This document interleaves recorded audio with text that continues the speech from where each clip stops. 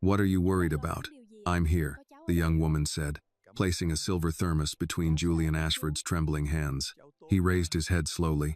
Do you have any idea who I am? His voice was low and worn. Coming near me tonight may not be good for you. Your hands are shaking from the cold, the young woman continued, her voice carrying a patience he could not understand. Please drink some ginger tea, sir. It's freezing out here. Only then did Julian truly look at her. The girl standing before him wore a Navy maintenance uniform and worn black shoes. A plastic identification card hung from her collar. Annie Carter. Julian stared at her as though she had spoken in a language he no longer understood. You shouldn't be talking to strangers, he said. Annie glanced at the empty seats around him. You shouldn't be sitting here in wet clothes. I don't need help. Maybe not. She nodded toward the thermos. But you look cold. I'm sorry if I'm making you uncomfortable, Annie added. Your phone hasn't stopped ringing, but you haven't answered it once. And you look like someone who can't see a future anymore. Like you're running from something. He nearly told her to leave. Yet Annie did not ask for his name. She did not request a photograph. She simply sat one seat away and returned to folding a cleaning cloth in her lap. Julian looked down at the thermos. Warmth seeped through the metal into his fingers. What could you possibly know about me? He asked bitterly. No one in this world is kind enough to care about a stranger for no reason. Annie shook her head and smiled. It was a small, warm smile that revealed a row of even white teeth. I do know who you are. You're Julian Ashford.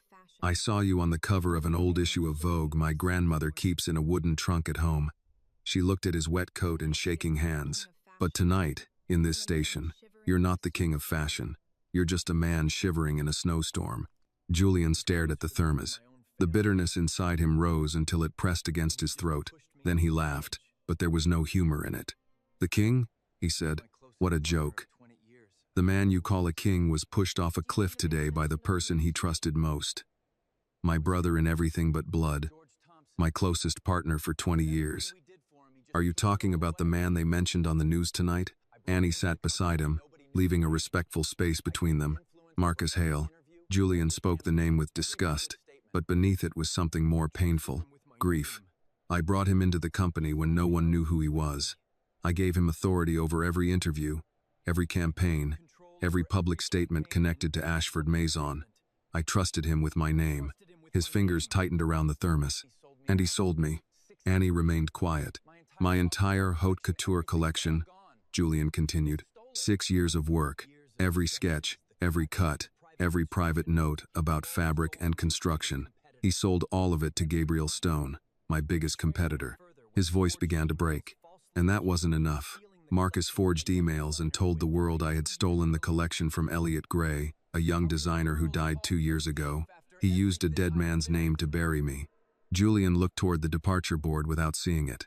Can you believe that? They are calling me a thief. Me. His shoulders shook beneath his soaked coat. The pride of a designer who had commanded studios, runways, and boardrooms across the world began to collapse in front of a young woman carrying a cleaning cloth. I don't believe social media, Annie said. I believe what I can see with my own eyes. She hesitated before resting one hand gently against his upper back. A person who can create lines filled with that much memory and feeling could not steal another artist's soul. The words unlocked something inside him. Julian bent forward and covered his face with both hands. Hot tears slipped between his fingers, mixing with the snow that had melted along his cheeks. He cried without restraint, releasing the humiliation, anger, and betrayal he had held inside since morning. Annie did not interrupt him. She did not tell him to control himself. She stayed beside him, her hand resting lightly against his back until his breathing slowed. Her silence gave him something he had not felt all day, permission to be tired.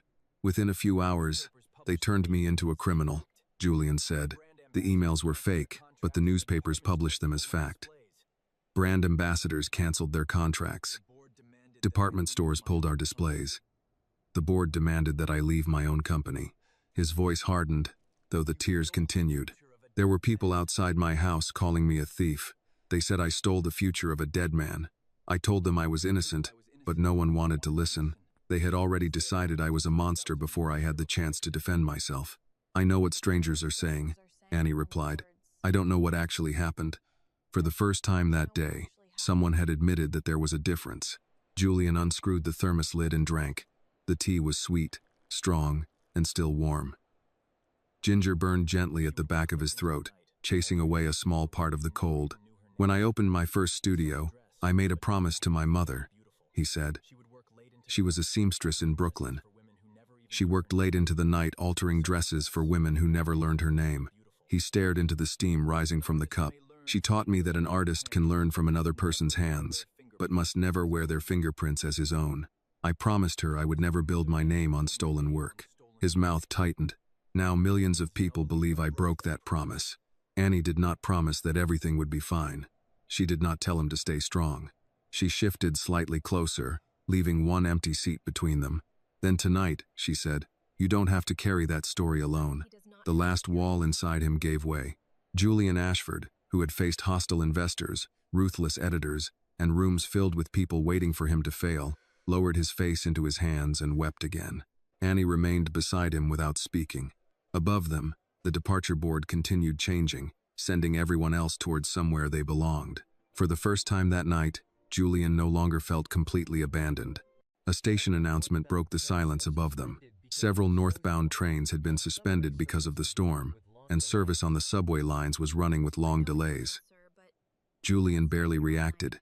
He remained bent forward, elbows on his knees. You can't stay here all night, she said. I've stayed in worse places. I doubt that. Julian lifted his head. You have no idea where I've been, and you have no idea how cold this station gets after midnight. Annie glanced toward the clock, then toward the supervisor making his final round through the waiting area. Her shift would end in 20 minutes. The reporters outside Julian's townhouse were probably still waiting for him, and every hotel in Manhattan would recognize his name before he reached the front desk. Is there someone you can call? She asked.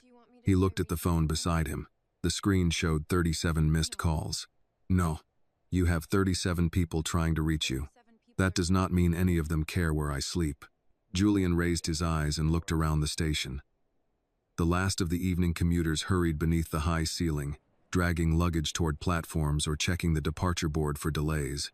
Everyone appeared to have somewhere to go. His phone vibrated again. Julian pressed the power button until the screen went black. After calls from reporters demanding answers and brand ambassadors threatening to cancel their contracts, began appearing on his phone. I have nowhere to go, he whispered, his gaze unfocused. My townhouse is surrounded by reporters. The hotels. He shook his head. I don't want to see the way they'll look at me. Annie stood and placed her mop against the cleaning cart. She checked the station clock before turning back to him. My shift just ended. I live in Harlem. The apartment is small and old, but it's quiet. You can stay there tonight if you don't mind the neighborhood. A faint smile touched her face. My grandmother will be happy to have a guest. Julian stared at her. No, it's not a mansion. That is not the problem. My grandmother will be there. That does not improve the situation. It does for me. Julian looked around the station. On the opposite side of the concourse, a television displayed another photograph of Julian outside Ashford Mason. He could not hear the report, but he saw his own name beneath the word scandal.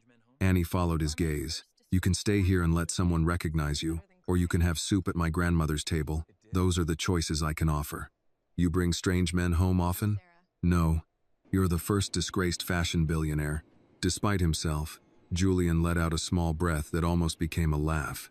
Annie returned the thermos lid to him. That sounded better than crying. All right, he said after a moment. Thank you. I'm Annie Carter. You can call me Annie. The subway carried them away from central Manhattan toward Harlem. Julian stood beside Annie in the crowded car, one hand gripping a metal pole while melted snow dripped from his coat. He had not taken the subway in more than 15 years. Across from him, a hospital worker slept with her head against the window. An older man held 2 grocery bags between his shoes. A child rested against his father's shoulder while the train rocked through the tunnel. No one paid attention to Julian. When they left the train, sleet swept through the streetlights. The apartment was on the 3rd floor, at the end of a narrow hallway that smelled of laundry detergent, radiator heat, and someone's late dinner. Annie opened the door. Warm air touched Julian's face. A radio played softly in the kitchen, carrying the final minutes of a late-night jazz program. The apartment was small but orderly. An elderly woman sat at the kitchen table, wearing a burgundy robe and reading glasses on a chain. She looked first at Annie, then at Julian. "You're late," she said. "The trains were delayed." "They always are. Who is your guest?" "Grandma, this is Julian Ashford."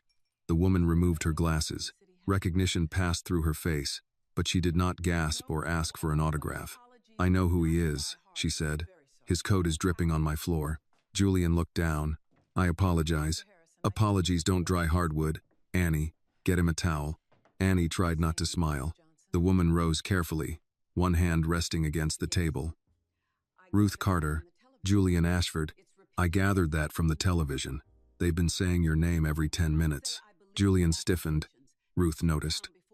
"I did not say I believed them." She pointed toward a chair. "Sit down before you fall down." "I'm fine. Men who say they are fine usually need food or a doctor. I can offer one of those." Julian sat. Ruth placed a bowl of chicken soup before him, followed by a square of cornbread. She asked whether he had any food allergies, then waited until he shook his head. "In this house," she said, "we eat before we explain ourselves." Julian held the spoon but did not lift it. "I can pay you for the meal." Ruth's expression hardened. "Then you may leave." Annie stopped removing her coat. "Grandma?" "No." Ruth looked directly at Julian. "A man comes into my home cold and soaked, and I feed him because that is what decent people do. If he turns the gesture into a transaction, he insults the table." Julian lowered his eyes. "You're right. I'm sorry." Ruth sat across from him. "That apology can stay." If Ruth and Annie's kindness touched your heart, please like this video, comment where you are watching from, and subscribe to the channel for more heartwarming stories. He tasted the soup. It was simple, warm, and heavier with black pepper than he expected. Something in it reminded him of the meals his mother had made when there was not enough money for anything elaborate. Annie placed his wet coat near the radiator. "Grandma puts pepper in everything. Pepper reminds the body it's alive," Ruth said. Julian ate without speaking. Later, seated on a wooden chair beside the radiator, he studied the room around him. There were no phones ringing without pause, no camera flashes against the windows, and no television commentators repeating accusations as though repetition made them true. The quiet unsettled Julian at first. He had lived so long among assistants, schedules, security teams, investors, and people who measured every word that silence had begun to feel like a warning. Here, it asked nothing from him. Ruth did not question him about the scandal. Annie did not ask when he planned to leave. Neither woman seemed impressed by his wealth or frightened by his fall from public favor. A strange calm settled over him. For the first time since the accusations began, Julian allowed himself to sit without preparing an answer for anyone. The old wall clock had just passed 1 when Ruth set her knitting aside. "You can sleep on the sofa," she told Julian. "It is not long enough for a man your height, but neither is the night. I should leave before morning. You can leave when the sidewalks are clear and the reporters have found someone else to torment." Julian glanced toward the window. Snow pressed against the glass in soft, uneven sheets. Somewhere below, a delivery truck struggled along the street. "I don't want to bring trouble to your door." Ruth folded her hands over the burgundy yarn in her lap. "Trouble rarely asks permission before it arrives. The best we can do is decide how to behave once it enters." Annie brought him a clean blanket and a gray sweatshirt that had belonged to her grandfather. It was too broad through the shoulders and too short at the wrists. But Julian accepted it without comment. "The bathroom is at the end of the hall," Annie said. "The hot water pipe knocks before it works. Don't let it scare you. I have survived hostile board meetings. The pipe is louder." Ruth smiled and disappeared into her bedroom. Annie turned down the radio and gathered the empty cups. Julian watched her move through the apartment with the efficiency of someone who had learned to avoid wasting time, water, or money. She washed each dish as soon as it was used, dried it, and returned it to the cabinet. Nothing was left for morning. "You work every night?" he asked. 5 nights a week, sometimes 6. "And during the day?" "I take care of Grandma, run errands, and sleep when the building is quiet enough. That cannot leave much time for anything else." Annie shrugged. "Most people don't get time. They make pieces of it."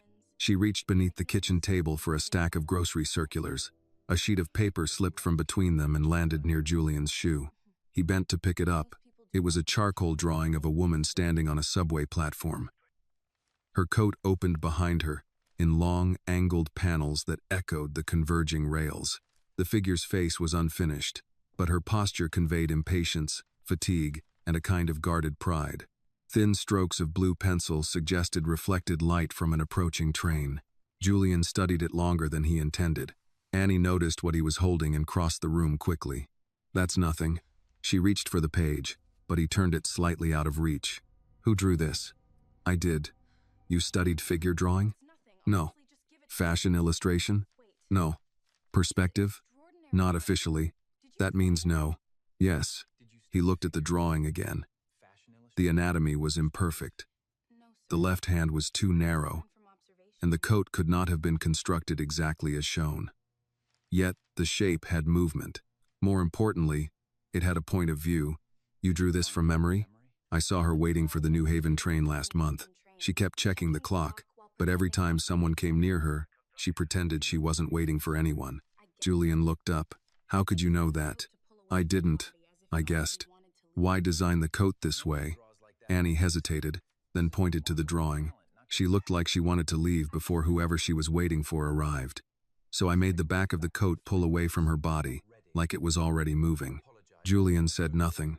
Annie took the page from his hand and placed it face down on the table. "It's just something I do. No one draws like that by accident." "You're tired." "I am tired, not blind." The firmness in his voice made her step back. Julian immediately regretted the tone. He had used it for years in studios where assistants understood that criticism was part of the work. Annie had not agreed to enter that world. "I'm sorry," he said. "May I see the others?" "There aren't many." From the bedroom, Ruth called. "There are 3 boxes under her bed." Annie closed her eyes. "Grandma." "What?" He asked a direct question. Julian almost smiled. "Your grandmother appears to value honesty. She values it most when it embarrasses me." Ruth opened her bedroom door just enough to look out. Embarrassment passes. Regret has a longer lease. Then she closed the door again. Annie stood in silence for a moment before walking to the narrow room beside Ruth's. She returned carrying a battered cardboard portfolio tied with a shoelace. "You can look," she said, placing it on the table, "but don't be polite." "I have never been accused of that." She sat across from him. Inside were dozens of drawings made on whatever paper she had been able to find. The backs of discarded schedules, grocery bags cut into flat sheets, old envelopes, and pages torn from damaged notebooks. Some were portraits of travelers. Others were garments inspired by things most designers would never notice. A dress built around the circular pattern of coffee stains on a station counter. A jacket whose reflective seams followed the path of subway lines. A long evening coat shaped from the silhouette of a woman carrying 2 sleeping children. Several designs had been drawn for older women, with concealed closures and softer construction around the shoulders. One page showed a formal gown designed around a cane rather than in spite of it. Julian tapped the edge of that drawing. "Why this opening?" "So the fabric won't catch when she walks." "And the waist?" "She might need to sit for a long time." "I didn't want it pressing into her ribs." He looked at Annie. Most young designers wanted to make people appear taller, thinner, younger, or richer. Annie had drawn clothes that allowed people to remain who they were. "Where did you learn to think about the body this way?" "From Grandma. She used to sew. After her heart got worse, some of her clothes became hard to fasten." Bought things are not always made for people who move slowly." Julian turned another page. The next drawing stopped him. It was an evening gown in black, gray, and muted gold. The skirt broke into overlapping panels that resembled train tracks seen from above. At the center, thin lines curved outward like sound waves. The bodice appeared severe from a distance, but the closer he looked, the more delicate the construction became. "What is this called?" he asked. "It doesn't have a name." "It should. I drew it after my first night shift." The station was almost empty, but every sound kept traveling. Shoes, announcements, luggage wheels. It felt like the building remembered everyone who had passed through it. Julian stared at the page. He had spent 6 years trying to create a collection about memory and repair. Annie had captured both ideas with a pencil stub on the back of a discarded train schedule. He closed the portfolio carefully. Annie searched his face. "Is it bad?" "No." "Then what is wrong with it?" "The structure is inconsistent. Some of these garments cannot be made as drawn. Your proportions drift, and you use color before deciding what the fabric is supposed to do. Her expression tightened, but she nodded.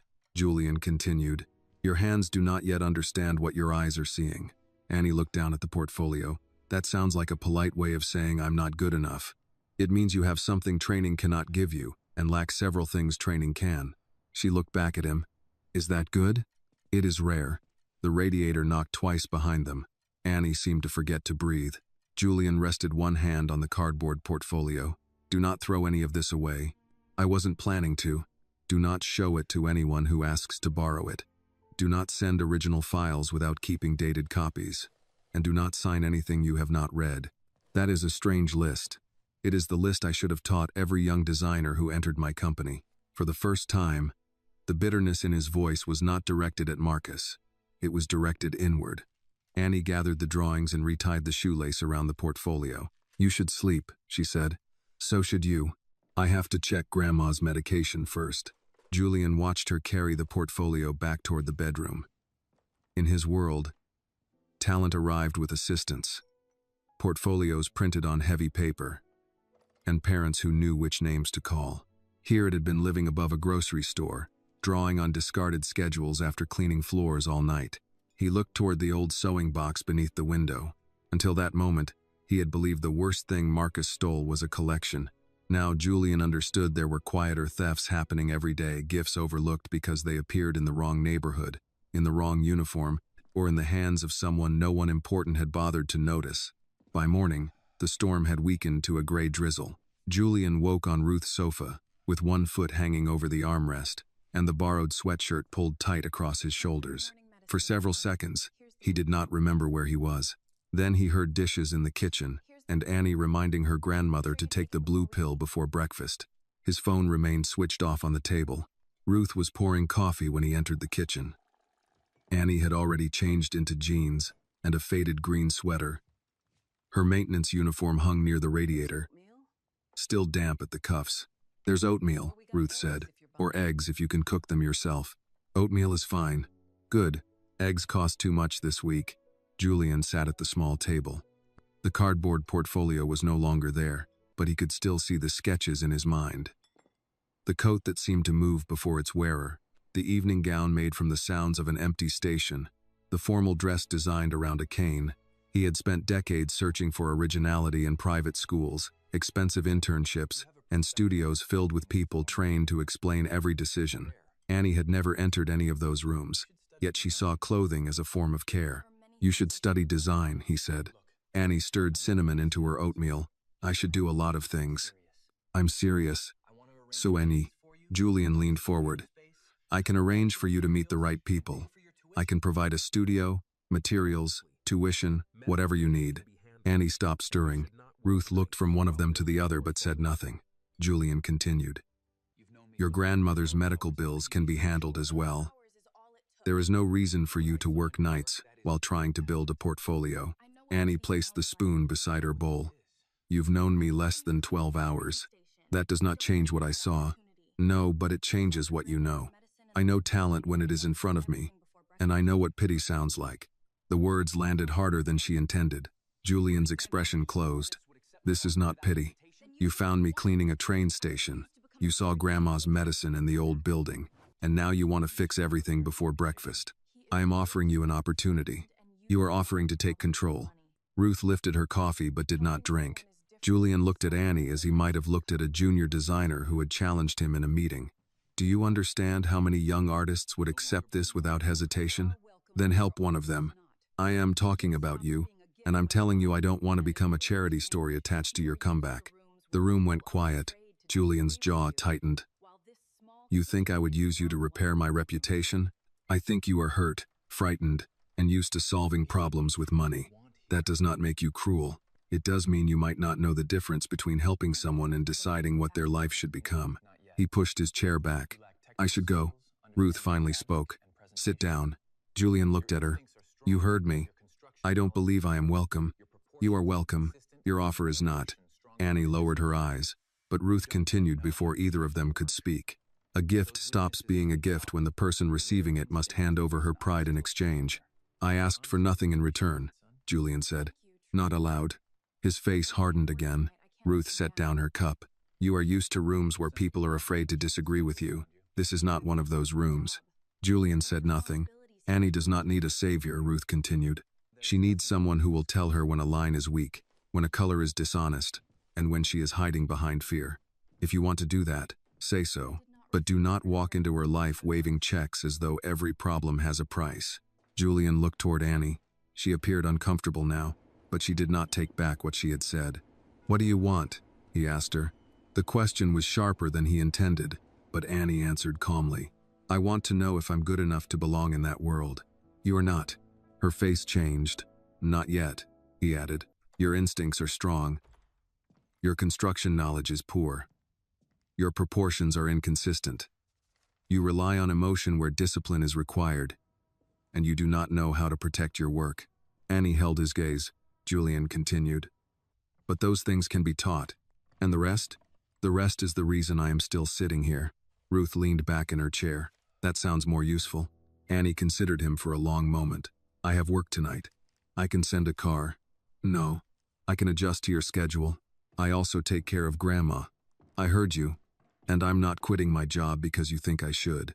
Julian stood. Then we have nothing more to discuss. He took his coat from the radiator. It was still slightly damp, but he put it on anyway. Annie followed him to the door.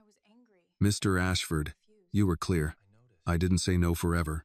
You said enough. He stepped into the hallway before she could answer. The trip downtown took nearly an hour. By the time Julian reached the garment district, his phone was back on and filled with messages. Nathan Cole wanted to discuss legal strategy.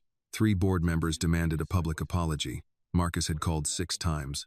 Julian ignored them all and entered a small building on West 38th Street. The studio on the 4th floor had been locked for 11 years. It was the first workspace he had rented before Ashford Maison had offices, investors, or a communications department. Dust covered the cutting table. Rolls of forgotten fabric leaned against the wall. A rusted clothing rack stood beneath the windows. Julian opened an old cabinet and found a wooden box. Inside were the pencils he had used in his 20s, worn short from years of sharpening by hand. Beneath them lay several fabric swatches from his first collection and a black sketchbook with his mother's handwriting on the inside cover. Draw what you see, not what you think people will buy. He sat at the cutting table and remained there until the afternoon light faded. 3 days passed before he returned to Harlem. This time there was no driver waiting outside, no assistant carrying boxes, and no envelope containing money. Julian climbed the stairs alone with the wooden pencil case beneath one arm and a blank sketchbook in his hand. Annie opened the door. Her surprise lasted only a second. I thought we had nothing more to discuss. I was angry. I noticed. I am not good at being refused. I noticed that too. Julian held out the pencil case. These are not a gift. They are tools. You may return them when you no longer need them. Annie did not take the box. What are you offering now? 3 afternoons a week. No tuition. No publicity. No contracts giving me ownership of your work.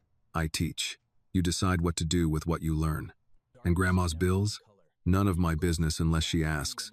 Ruth called from the kitchen. I will not. Julian raised his voice slightly. Understood. Annie's mouth moved as though she were trying not to smile.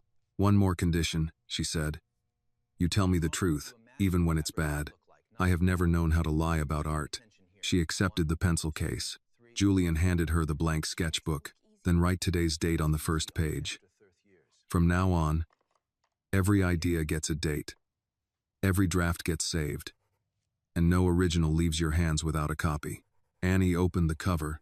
For someone accused of stealing, she said. You seem very concerned about ownership. Julian met her eyes. That is exactly why. The following Tuesday, Annie arrived at the old studio on West 38th Street 12 minutes early. Julian was already there. He had opened the tall windows despite the January cold, and the room smelled of dust, wool, and the bitter coffee he had left untouched on the cutting table. The studio was smaller than Annie had imagined. There were no marble floors, mirrored walls, or assistants moving through the room with garment bags. Only a scarred wooden table, 2 dress forms, several racks of fabric, and an industrial sewing machine old enough to have belonged to another century. This is where you started? Annie asked. This is where I learned how little I knew. She set the wooden pencil case and black sketchbook on the table. I thought famous people usually say they knew they were destined for greatness. Famous people lie in interviews. Julian took her coat and hung it near the radiator. On the table, he had placed a single square of black wool. "What do you see?" he asked. "A piece of black fabric." "That is what it is." I asked what you see. Annie leaned closer. "Something heavy." "What else?" "It absorbs the light. All dark fabric does that." "Not in the same way." Julian waited. She lifted one corner and rubbed it between her fingers. "It feels protective, like something worn by a person who doesn't want strangers to know what shape they are." Julian's expression changed slightly. "Better." He turned on a work lamp and moved it from one side of the table to the other. The wool shifted from flat black to charcoal, then revealed a faint blue tone along the weave. "Darkness is never one color," he said. "People call something black because they have stopped looking closely. An artist cannot afford that." Annie opened the sketchbook. "Write the date." She did. "Now draw the fabric." "Just the square?" "Draw what changes when the light moves." Annie worked for 15 minutes. Julian stood behind her without speaking. When she finished, he studied the page. "You are drawing what you think fabric should look like." "I'm drawing what's in front of me."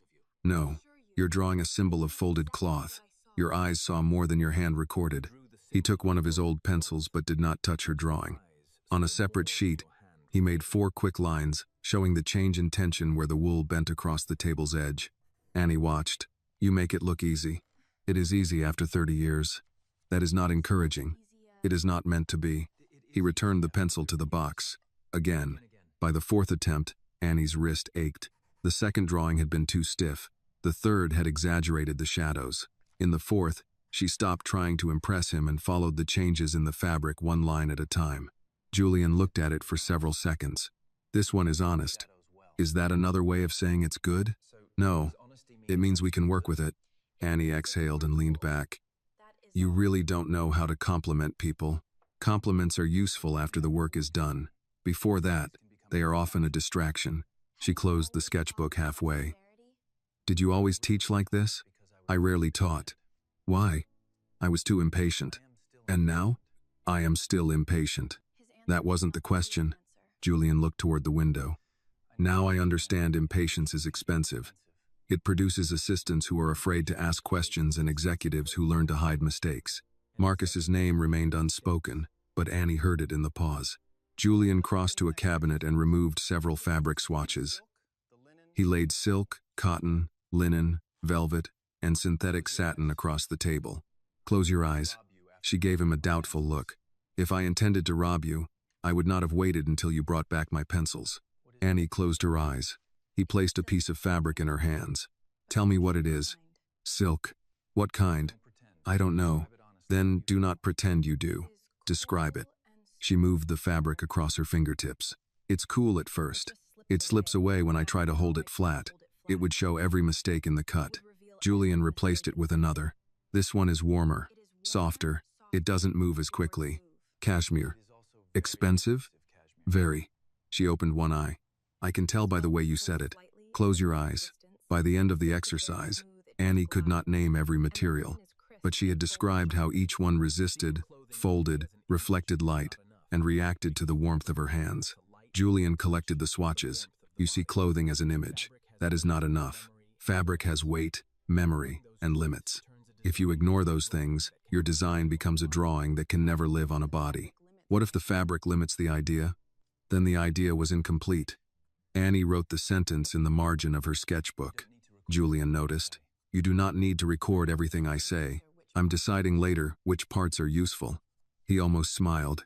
At noon, she opened a canvas bag and removed 2 containers of soup, 4 slices of cornbread wrapped in foil, and the silver thermos. "Grandma said you probably forgot to eat." "I did not forget." "When did you have breakfast?" Julian said nothing. "That means you forgot." They ate at the cutting table. Ruth's soup was thicker than the one she had served during the storm, with white beans, tomatoes, and smoked turkey. Julian reached for the pepper before tasting it. Annie noticed. "You're learning." "I am adapting." "Grandma would call that learning." He tore a piece of cornbread. "Your grandmother enjoys correcting me." She says powerful men rarely receive enough practice. After lunch, Julian brought out a dress form and handed Annie a length of inexpensive muslin. No drawing this time. What am I supposed to do with it? Make the form express fear. Annie stared at him. With plain cloth? If you need color and decoration to communicate emotion, then you are not controlling shape. She draped the muslin over the form, pinning it tightly across the chest. Julian shook his head. That is discomfort, not fear. She loosened it and tried again, folding the material around the shoulders. That is hiding. Isn't hiding part of fear? Sometimes, but decide whose fear this is. Annie stood still. The question changed the assignment. She stopped treating the dress form as an object and imagined a woman waiting alone on a platform after midnight. Hearing footsteps behind her, she pulled the fabric backward from one shoulder as though the body had begun to turn before the feet could move. The front remained controlled, but the back twisted away. Julian walked around the form. Why is the neckline so calm? Because she doesn't want anyone to know she's afraid. He looked at Annie. Now it has a point of view. The words meant more to her than praise. By late afternoon, the winter light had faded from the windows. Annie photographed every stage of the draping exercise, saved the images in a dated folder, and placed her sketches in a protective sleeve Julian had provided. At the door, she turned back. Are these lessons only until your company crisis is over? Julian looked across the room at the muslin figure, its body caught between stillness and flight. No. How long then? Until you no longer need what I can teach. Annie considered the answer. And if that happens sooner than you expect, then I will have done the job correctly. She nodded and left for her night shift. Julian remained alone in the studio. On the cutting table sat Annie's first discarded sketch, a few crumbs of Ruth's cornbread, and the black wool they had studied that morning. For years, every new project had begun with his name, a budget, and a deadline.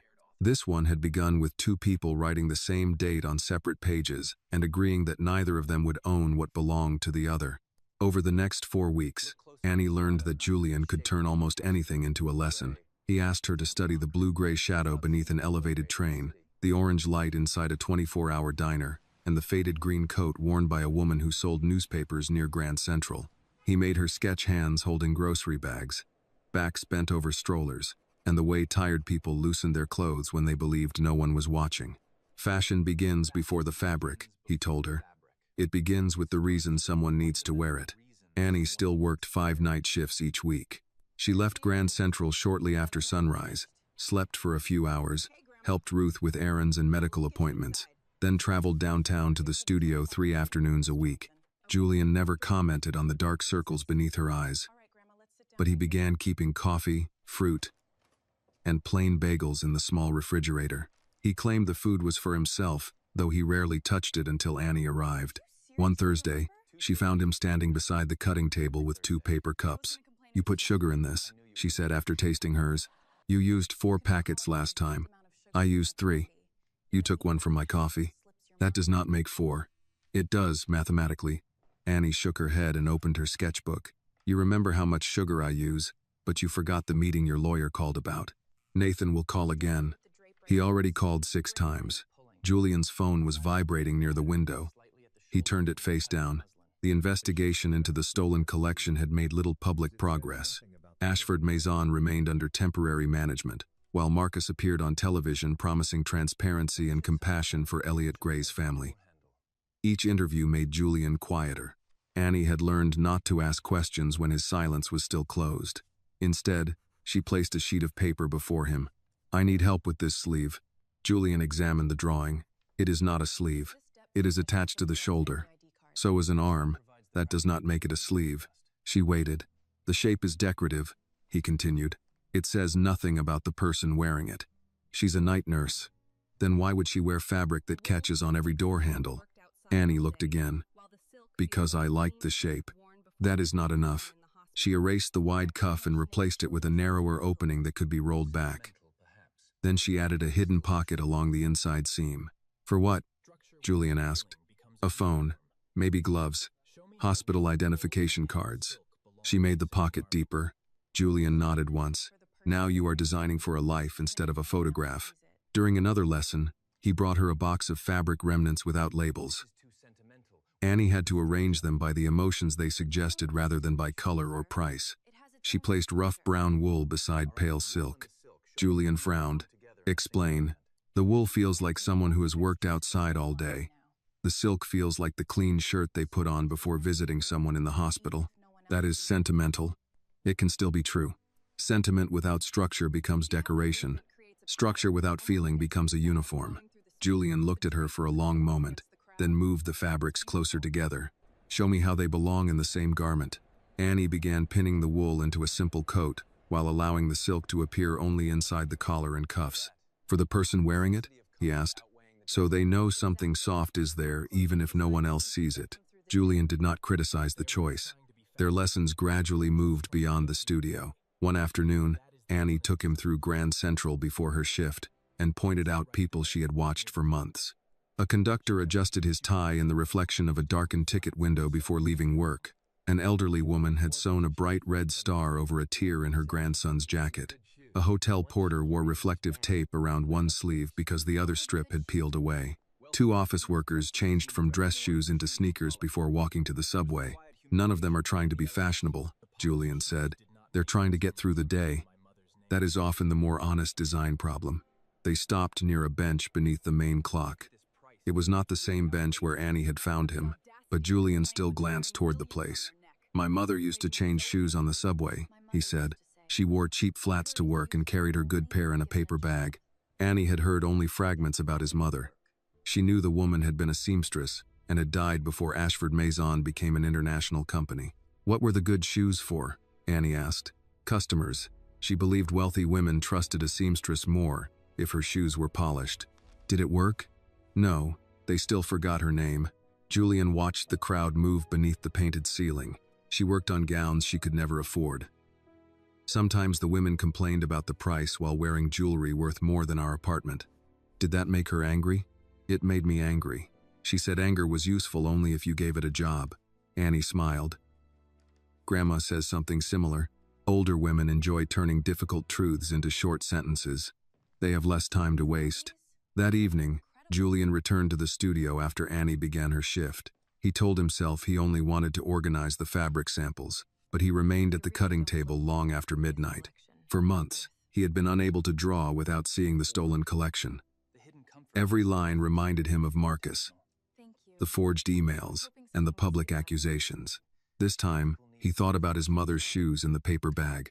He sketched a coat made for a woman who moved between two worlds, durable wool on the outside, a narrow line of silk hidden beneath the collar, and pockets large enough to carry the things she did not want strangers to see. He made 3 versions before dawn. When Annie entered the studio the following afternoon, she found the pages spread across the table. You drew these? Julian looked up from his coffee. That is usually what it means when my name is at the bottom. They're new. Yes. She touched the corner of one page without lifting it. They don't look like rebirth. The observation should have bothered him. Instead, it brought relief. No, he said, they don't. Annie studied the designs. The inside is softer than the outside. Some people need it that way. She looked at him, aware that they were no longer discussing the coat. Julian gathered the sketches and placed them in a dated folder. For the first time since the scandal began, creating something new did not feel like defending his past. A week later, he asked Annie to prepare 6 pieces for a portfolio. She stopped sorting fabric. For what? A preliminary review. By whom? Evelyn Brooks. She directs a foundation program at Parsons. Annie's hands became still. You said you wouldn't buy me a place. I am not buying anything. Evelyn owes me no favors and dislikes me enough to prove it. That is supposed to reassure me? It should. She will tell you the truth. Annie looked down at her unfinished sketches. What if she says I don't belong there? Julian remembered a younger version of himself standing outside a design school in Brooklyn, afraid to enter because everyone inside appeared to know rules he had never been taught. Then you will ask why, he said. You will learn what can be learned, reject what is dishonest, and return to work. And if she says yes, then the work becomes harder. Annie closed the portfolio slowly. You make every good possibility sound threatening. Good possibilities usually are. She carried the 6 drawings home that evening, holding them against her chest on the subway. Julian remained in the studio. studying the new coat he had drawn from the memory of his mother. He had believed teaching Annie would give him something useful to do while his own life was suspended. Instead, she had done something no board member, attorney, or public relations expert had managed. She had made him curious about what he might create next. Evelyn Brooks reviewed Annie's portfolio on a Tuesday afternoon in a narrow office overlooking West 13th Street. She wore black-framed glasses and turned each page without changing expression. Julian sat near the window, saying nothing.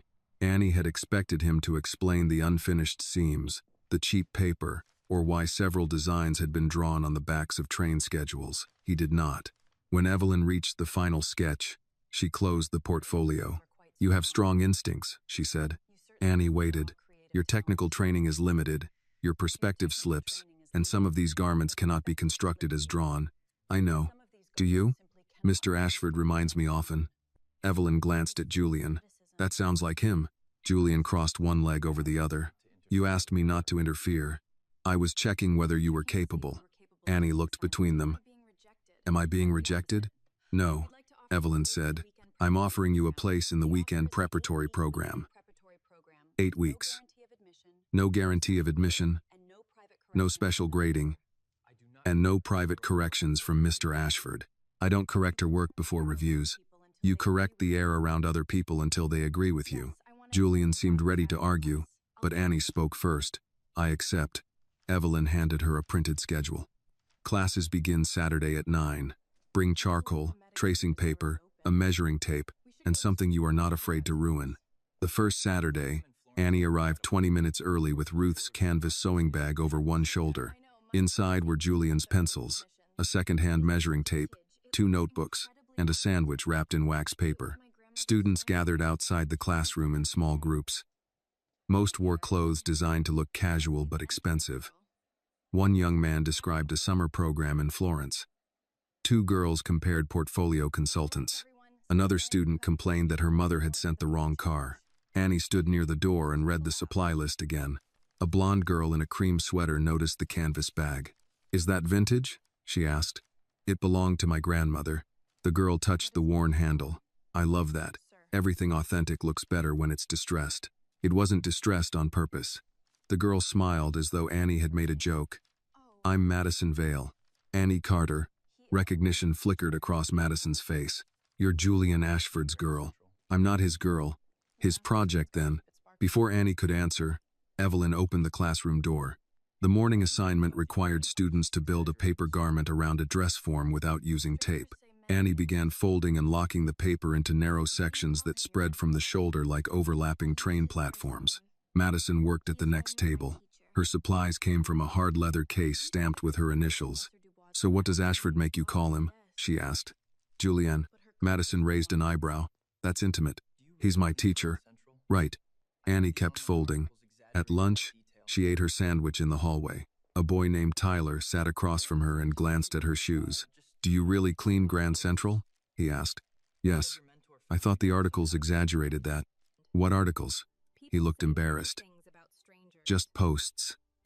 People said Ashford found you during some kind of breakdown." Annie folded the wax paper around the remains of her sandwich. "People say many things about strangers. I didn't mean anything by it. That does not make it harmless." By the third weekend, the questions had become comments. Madison called Annie the scholarship story when she thought Evelyn could not hear. Someone photographed Annie's worn shoes beneath the work table and posted them with the caption, "Coucher starts in custodial services." Annie deleted the image from her phone and said nothing to Julian. She did not want him entering Parsons with attorneys, administrators, and the expression that made experienced executives forget what they had planned to say. More than that, she did not want anyone believing she could survive only when a powerful white man stood behind her. The next assignment was to design an evening garment using painted paper. Annie stayed late Friday night at Grand Central, sketching the movement of commuters beneath the departure board. She created a structured coat dress in deep blue, with silver lines crossing the skirt like intersecting tracks. On Saturday morning, she left the unfinished painting on her table while Evelyn called the class into the fitting room for a demonstration.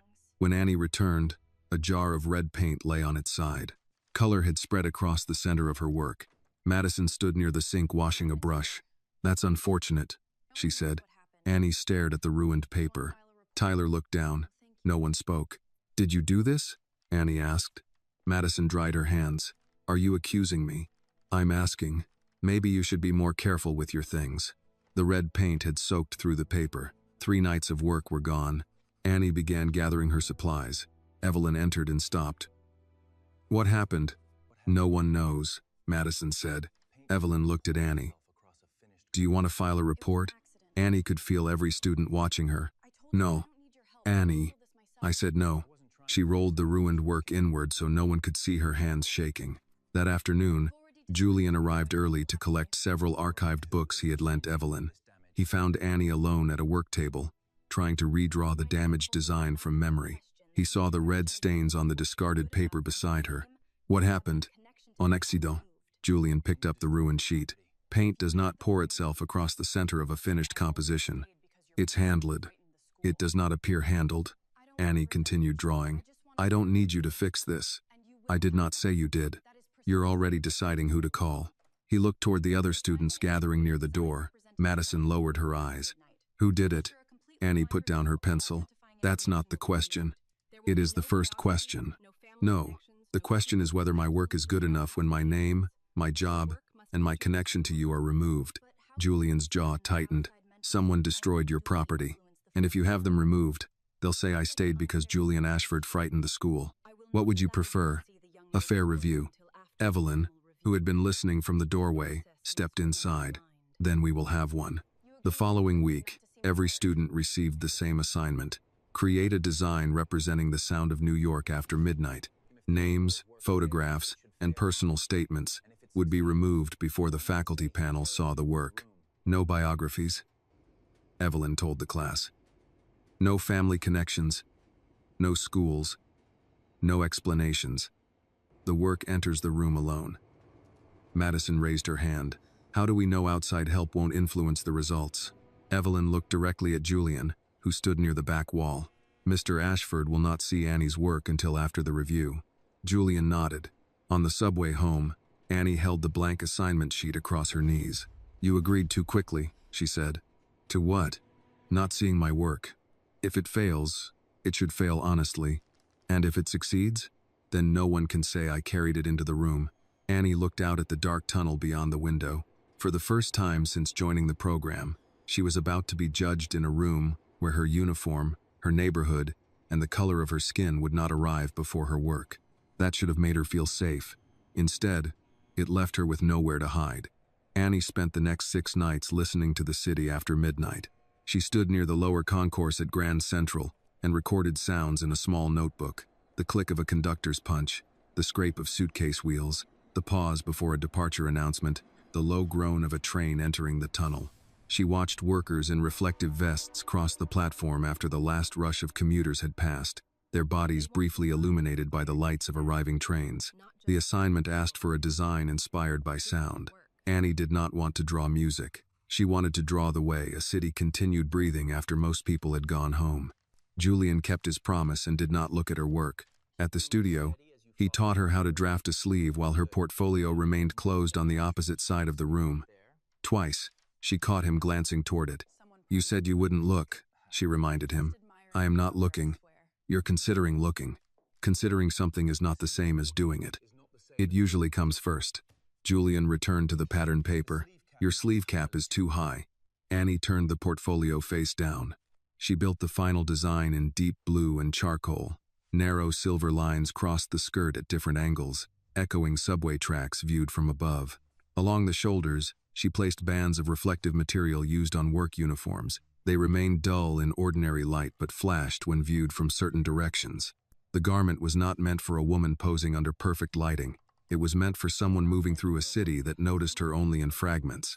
Ruth helped her cut the first muslin sample at the kitchen table. "This seam is pulling," Ruth said.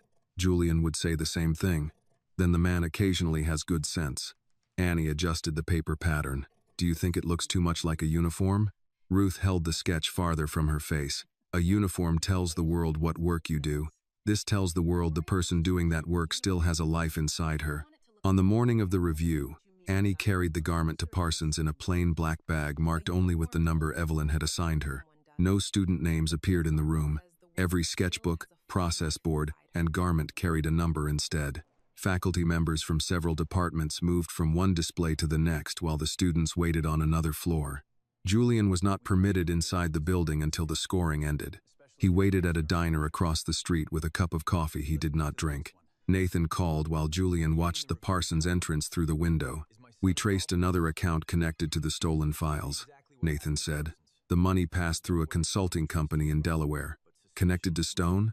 Not directly yet. Marcus? We need proof before we use his name." Julian's grip tightened around the phone.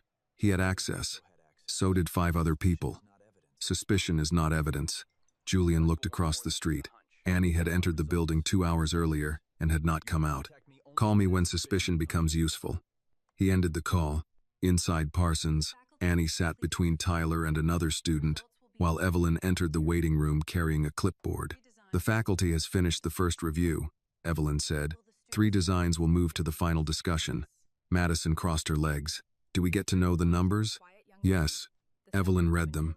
The 3rd number belonged to Tyler. The 2nd belonged to a student from Queens who had barely spoken during class. The 1st was Annie's. She stared at the number on her card to make certain she had not misread it. Madison did not look at her. The students were allowed into the review room for the faculty discussion. Annie's garment stood at the center beneath a track light. The reflective lines caught the light as people moved around it, appearing and disappearing with each change in angle. A professor of textile design pointed toward the shoulders. "The material is industrial. It is used in transit uniforms," another faculty member said. "The construction is uneven along the left side." "Yes, but the decision is clear." A 3rd professor studied Annie's process board. "The designer began with recordings from a station. The lines correspond to sound intervals and train routes." Madison raised her hand. "Are students allowed to receive outside professional help?" Evelyn's expression remained neutral. "Do you have evidence that any entry received outside assistance?" "No. I'm only asking because one student has access to a famous designer." The faculty members looked toward Annie. Evelyn turned to her. "Entry 47 is yours?" "Yes." "Did Julian Ashford contribute to this design?" "No. He did not see it before today." Madison gave a small laugh. "We are supposed to take her word for that." Annie felt heat rise into her face, but she did not look at Julian's empty chair near the back wall. He was not there to answer for her. That had been the point. She walked to her display and opened the process book. The first pages contained dates, sound notes, platform sketches, failed structures, and fabric tests. She showed the faculty 3 versions of the shoulder line and 2 discarded skirt patterns. "The first version looked dramatic, but no one could walk in it," she explained. "The second moved better, but the reflective strips became decoration. I changed the angle so the light appears only when the wearer moves." She placed a transit map beside the final pattern. "The crossing lines come from the routes used by workers leaving Grand Central after midnight. The garment is about people who keep the city running when most of us are no longer watching." One professor touched the edge of the fabric. "Why use inexpensive wool?" "Because the person who inspired it could not afford luxury cloth. I wanted the design to respect her life, not erase it." No one spoke for several seconds. Madison folded her arms. "That does not prove Mr. Ashford didn't help." Annie looked directly at her. "You praised this design before you knew who made it." Madison's expression changed. Annie continued, "When it had no name, it was original. Now that you know it belongs to me, you need another explanation for why it is good." "That is not what I said. It is what keeps happening." Evelyn did not interrupt. Annie turned toward the panel. "I am not asking anyone to lower the standard for me. I am asking you not to change the standard after you see my face." The room became still. The final scores were posted 20 minutes later. Annie's design ranked first. When she walked outside, Julian was standing across the street beside the diner entrance. He did not ask whether she had won. He looked at her face and already knew. "You were not in the room," she said. "You told me not to be. I thought you might come anyway." "So did I." Annie held out the scoring sheet. Julian read it, then returned it to her. "You did not need me in that room." Her smile faded slightly. "I needed to know you were outside." Julian nodded.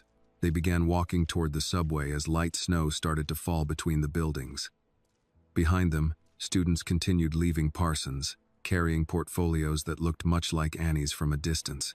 For one morning, her work had entered a room without her address, her uniform, or Julian's name attached to it. It had spoken before anyone else could speak for her. 3 days after the blind review, Evelyn handed Annie an application for the citywide Young Artists competition. The theme is simple, she said.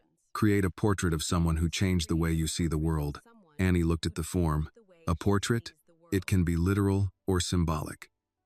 Painting, mixed media, charcoal, textile work. The final piece must be entirely your own. Madison, working at the next table, glanced over but said nothing. Evelyn lowered her voice. The deadline is in 4 weeks. Enter only if you have something worth saying. Annie folded the application and placed it inside her sketchbook. That evening, she showed it to Ruth at the kitchen table. Ruth was sorting pills into a weekly organizer while a pot of collard greens simmered on the stove. Who are you thinking of painting? Ruth asked. I don't know yet. That means you do know and don't want to say. Annie took a glass from the cabinet. Why does everyone in this family talk like they can read minds? Because you make the same face your mother made when she was hiding something. The answer quieted Annie. She sat across from Ruth and unfolded the application again. What if the person I choose thinks I'm trying to flatter him? Then paint him honestly enough that he cannot. The following afternoon, Annie arrived at the Garment District studio with a stretched canvas wrapped in brown paper. She placed it behind an unused dress form before Julian could see it. What is that? He asked. An assignment. What kind? The kind you're not allowed to supervise. Julian looked offended. I am capable of respecting boundaries. You considered opening my portfolio 3 times during the blind review. I did not open it. You looked at the zipper. A zipper is not confidential. Annie moved the canvas farther behind the dress form. This is. For the next 2 weeks, she worked on the painting after her night shift. She used a storage room near the maintenance office when it was empty, covering the floor with discarded cardboard. The canvas was too large to carry back and forth each day, so she hid it behind stacks of unused caution signs and cleaning supplies. She began with Julian's face, not the face from magazine covers, where every shadow had been controlled and every line softened by lighting. She painted the man she had found beneath the clock at Grand Central. Wet hair fallen across his forehead, one shoulder lower than the other. His eyes fixed on a future he could no longer see. Half of his face remained in deep blue and charcoal. The other half caught the amber light of the station lamps.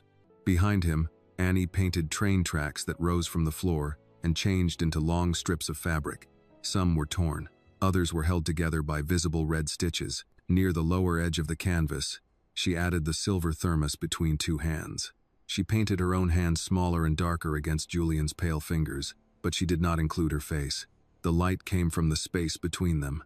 One night, a fellow maintenance worker named Carmen found Annie standing before the unfinished portrait. That's him, Carmen said.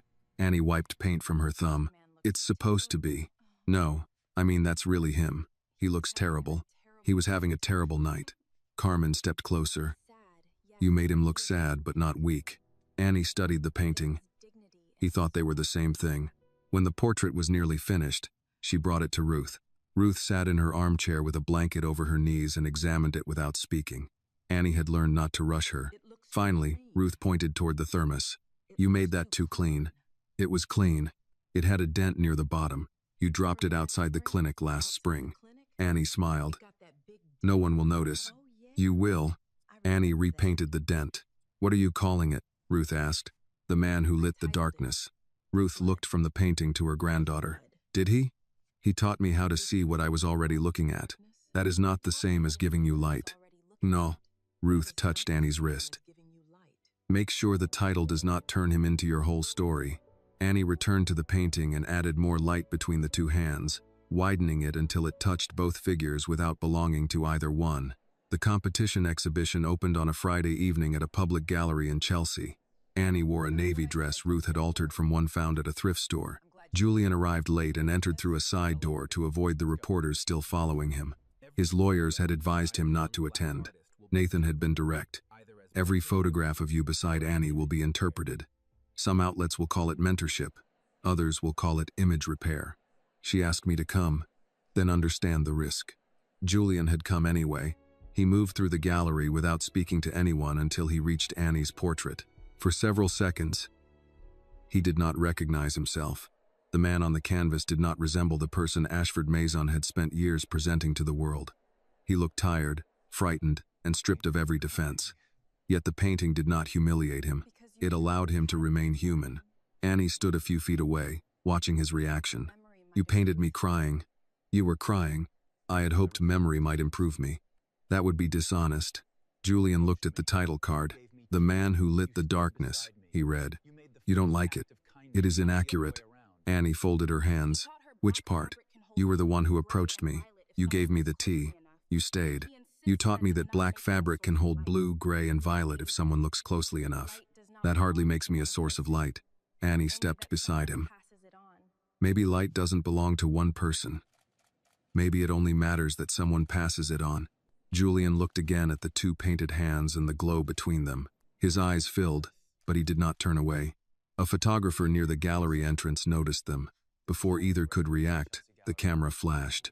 By midnight, the image was online. Julian Ashford standing beside Annie Carter beneath the portrait of his own collapse. Most comments were supportive.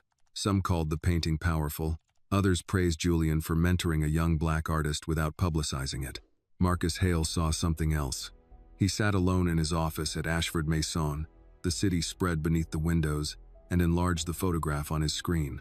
Julian looked different, not restored, but no longer defeated. Beside him stood Annie, young, talented, and credible in a way no corporate statement could manufacture. Marcus opened a private messaging application and sent the photograph to Gabriel Stone. "She is becoming a problem," Stone replied less than a minute later. "For whom?" Marcus looked at Annie's painted title again. "For both of us." He closed the gallery image and opened a folder containing security footage from Julian's old studio, internal scholarship forms, and photographs taken outside the Carter apartment. The first accusation had separated Julian from his company. The next one would make the public believe he had found someone poorer, younger, and easier to steal from. The first post appeared at 6:12 the next morning. By 7, 3 larger accounts had repeated it. By 8, a video of Julian criticizing Annie's work had been viewed more than 2 million times. The clip showed Annie standing beside a dress form in the old Garment District studio while Julian's voice cut through the room. "That line is weak. Start again." The recording ended before Annie's answer. "Good. I asked you not to be polite." A second clip showed Julian taking a sketch from her hands. A caption beneath it read, "Billionaire designer controls young black artist behind closed doors." Annie watched the video on her phone at the kitchen table while Ruth prepared toast. Her first reaction was confusion. The camera angle came from high in the corner of the studio. "Who recorded this?" she asked. Ruth looked over her shoulder. "Recorded what?" Before Annie could answer, another message appeared. Someone had uploaded a contract bearing her name and a scanned version of her signature. The document stated that Ashford Mason owned every design, painting, and concept Annie produced for the next 10 years. She read the page twice. "I never signed this." Ruth took the phone and adjusted her glasses. "That is your signature. It came from the Parsons application, or the competition form. I don't know." The phone began vibrating with messages from numbers Annie did not recognize. "How much did he pay you? Tell the truth before he destroys another black artist. You sold your story to a thief." One message contained a photograph of the red brick building where she and Ruth lived. Annie stood so quickly that the chair struck the wall. "Grandma, close the curtains." A news van was already parked across the street. By 9, reporters had gathered on the sidewalk. Some called Annie's name from below. Others questioned neighbors entering the grocery store. A woman with a microphone stood near the front steps and described Annie as an impoverished custodial worker, whose talent may have been appropriated by one of the most powerful men in fashion. No one had called Annie to ask whether the contract was real. Julian learned about the accusations from Nathan. He was in the old studio when his lawyer entered without knocking and placed a tablet on the cutting table. "Do not respond publicly," Nathan said. Julian watched the edited video once. Then again. That footage came from inside this room. "Yes, Marcus installed the security system." "I know." Julian opened the fake contract. "She never signed this. The signature appears to have been lifted from another document." "Then say that." "We will, after a document examiner confirms it. Annie is being accused now, and an emotional statement from you will feed the story Marcus wants." Julian struck the tablet against the table hard enough to make Nathan reach for it. He is using her because he cannot finish me. He is using the public's fear of exploitation, Nathan said. He made the lie believable because men with your money and influence have exploited young artists before. I did not. I know that. Evidence will matter more than anger. Julian's phone rang. Annie's name appeared. He answered at once. Annie? Her breathing was uneven. Behind her, voices pressed through the walls. They're outside the building. I'm sending security. No, that will make it look worse. I don't care how it looks. I do. This is my home. A loud pounding interrupted her. Someone in the hallway shouted her name. Ruth's voice followed, firm but strained. Step away from the door, Annie. Julian stood. I'm coming. Don't. I am not leaving you there. You coming here with cars and guards will turn this street into a circus. It already is one. Another voice rose outside the apartment. Mrs. Carter, how much money did Julian Ashford pay for your granddaughter's work? Annie heard Ruth inhale sharply. Grandma? The phone slipped against something hard. Julian heard movement, a chair scraping, then Annie scream. Grandma! The call ended. Julian was out of the studio before Nathan could stop him. By the time he reached Harlem, an ambulance blocked the street. Reporters crowded behind a police barrier, cameras raised toward the building entrance. Julian's driver tried to take him around the back, but he had already opened the door. The crowd recognized him. Questions struck from every direction. Did you forge Annie Carter's contract? Are her designs part of your new collection? Did Mrs. Carter suffer a heart attack because of this scandal? Julian kept moving. 2 paramedics brought Ruth through the entrance on a stretcher. An oxygen mask covered her face. Annie walked beside her, one hand gripping the rail. When Annie saw Julian, fear crossed her face before anger replaced it. I told you not to come. What happened? Her chest started hurting. She couldn't breathe. Julian moved toward the ambulance, but Annie stepped between him and the stretcher. Please, she said, not now. The doors closed, and the ambulance pulled away. Julian followed in his car to Hudson Presbyterian Medical Center. Reporters followed him. At the hospital, Annie sat beneath fluorescent lights with Ruth's coat folded across her knees. Her phone continued to fill with messages until she switched it off. Julian approached carefully. The doctor said she's stable, Annie said before he could ask. They're running tests. I'm sorry. She looked at him. You didn't put those people outside our home. No, but they came because of me. They came because someone lied, and because knowing me gave the lie somewhere to land. Annie lowered her gaze to Ruth's coat. They're saying I never made the work. Other people are saying I made everything and you stole it. No one seems to believe we could have worked together without one of us using the other. Julian sat across from her. Nathan will prove the contract is false. When? Soon. My grandmother is behind that door now. He had no answer. Annie opened her phone long enough to send one email. Then she shut it off again. What did you do? Julian asked. I withdrew from the competition. No. I can't have reporters following Ruth to her appointments because my painting hangs in a gallery. That is what Marcus wants. I know. Her voice shook. But knowing that doesn't make Grandma's heart stronger. Nathan arrived 20 minutes later carrying a folder. The contract is a forgery, he said. We have preliminary confirmation. The video was edited from studio security footage. We are tracing the source. Julian stood. Release everything. Not until the chain of evidence is secure. People are judging her while you secure paperwork. Nathan met his anger without moving. Justice is not fair when the wealthy get to tell their story first, and the poor spend years proving they were never lying. That is exactly why we cannot make a careless move now. Annie looked toward the closed treatment room doors. For months, Julian had taught her to protect her work with dates, copies, and evidence. None of it had protected Ruth from a stranger shouting through the door. Across the waiting room, a television showed Annie's face beside Julian's. The sound was muted, but the question beneath the image was clear. Mentorship or exploitation? Annie turned away. For the first time since the night at Grand Central, Julian understood that staying beside someone could hurt them as much as leaving.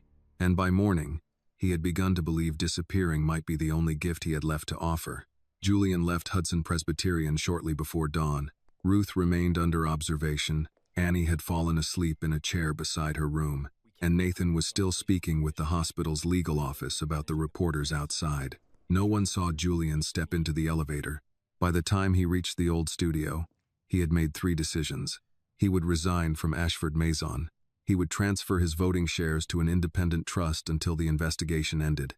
And he would leave New York before Annie woke. He told himself it was not surrender. If his presence had turned her home into a target and sent Ruth to the emergency room, distance was the only protection he could still offer. He began packing without turning on the overhead lights. The room remained gray in the early morning, with only the street lamps filtering through the windows. He placed his mother's sketchbook in a leather case, followed by the silver scissors and several folders of personal work. He left Annie's sketches untouched. At 7, Nathan called. "You disappeared. I went to the studio. Annie asked where you were. What did you tell her?" "That I didn't know." "Good." Nathan was silent for a moment. "What are you doing?" "Ending this." "That is not an answer. I'm stepping down permanently. You will prepare the documents. Ashford Maison can issue a statement saying I will not return until the investigation is complete. And Annie? I will have no further contact with her." Nathan's voice hardened. "Did she ask for that?" "She should not have to. You do not get to decide what she needs without asking her. I thought Ruth made that clear." Julian closed the case. "Her grandmother nearly died because of a lie built around my name. Marcus built the lie. I gave him the power to do it. That is responsibility. This is punishment. It is protection. No, it is your oldest habit." Julian ended the call. A knock sounded at the studio door less than 5 minutes later. He assumed Nathan had followed him. But the woman standing in the hallway wore a camel coat, dark glasses, and the same steady expression that had once silenced entire backstage crews. Celeste Monroe removed her glasses. "You still hang up when someone says something true." Julian stepped aside. "How did you know I was here? You come back to this room whenever you want to remember who you were before people started applauding." She entered carrying a small black suitcase. Julian had not seen her in 6 years. At 55, Celeste still carried herself like the model who had once crossed a warehouse runway in Brooklyn wearing one of his first unfinished gowns while rain leaked through the roof. "You should not be here," he said. "Neither should that suitcase." She looked toward his packed case. "Where are you going?" "Somewhere my name cannot hurt anyone." Celeste set her suitcase on the cutting table. "That sounds noble. It is not meant to. It never is with you. You prefer your self-pity tailored." Julian's face tightened.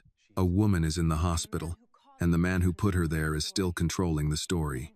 Marcus will be investigated, not if the people with evidence keep hiding."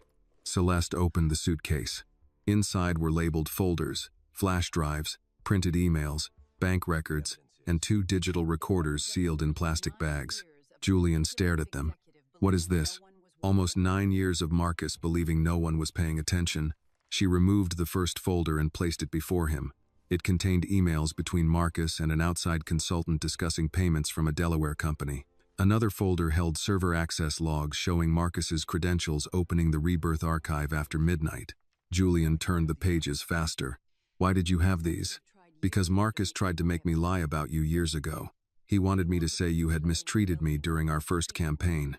When I refused, he called me difficult and convinced the board I was too old for the brand." Celeste's tone remained calm, but Julian heard what it had cost her.